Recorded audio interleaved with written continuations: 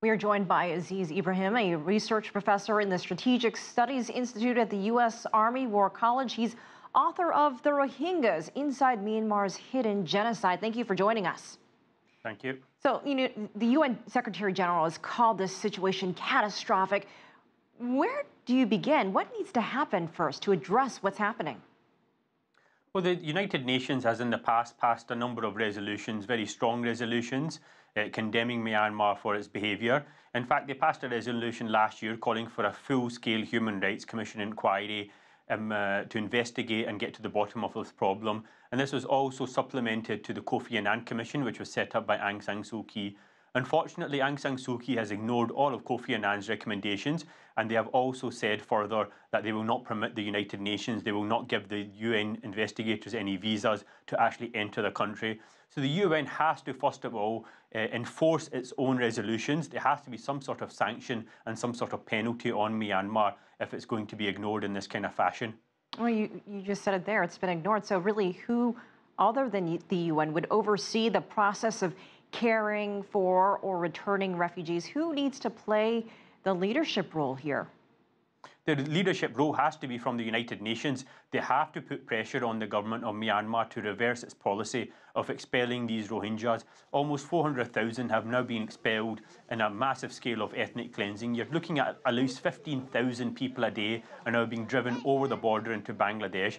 A country like Bangladesh simply cannot absorb those kinds of numbers. It's a poor country itself, and it simply cannot take in this kind of number of refugees. So there has to be much more pressure put on Myanmar to reverse its policy of ethnic cleansing, which is going on unabated at the moment. You see a lot of outrage around the world. Why has there been so much reluctance for anyone else to act? Bangladesh doesn't seem to want or need the population encouraging Myanmar to allow the Rohingya back in, but the Myanmar government has always considered them illegal migrants. So where does this group really belong? Well, this group actually, they're an indigenous group from Myanmar, and this claim that they're all illegal immigrants from Bangladesh is actually patently false. One of the things that I do in my book is actually look at the historical record.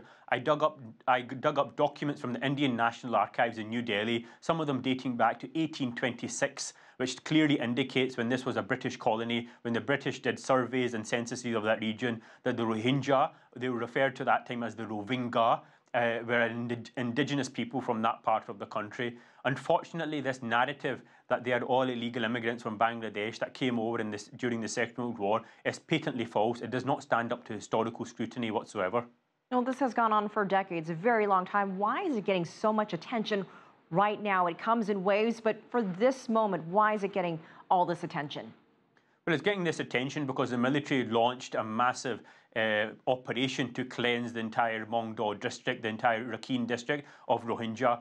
In fact, I wrote a piece in Newsweek last year saying that the military is in preparation of this sort of scale of ethnic cleansing, and they have used the most recent militant attacks by the Arakan Rohingya Solidarity Army as a pretext and a trigger to actually undertake the policy of ethnic cleansing. In fact, the Chief of Staff, General Min Aung Hlaing, is actually on record saying that this problem of the Bengalis is long overdue to be solved. So it's very clear exactly what they're trying to do here. All right, Azeem Ibrahim, thank you for joining us.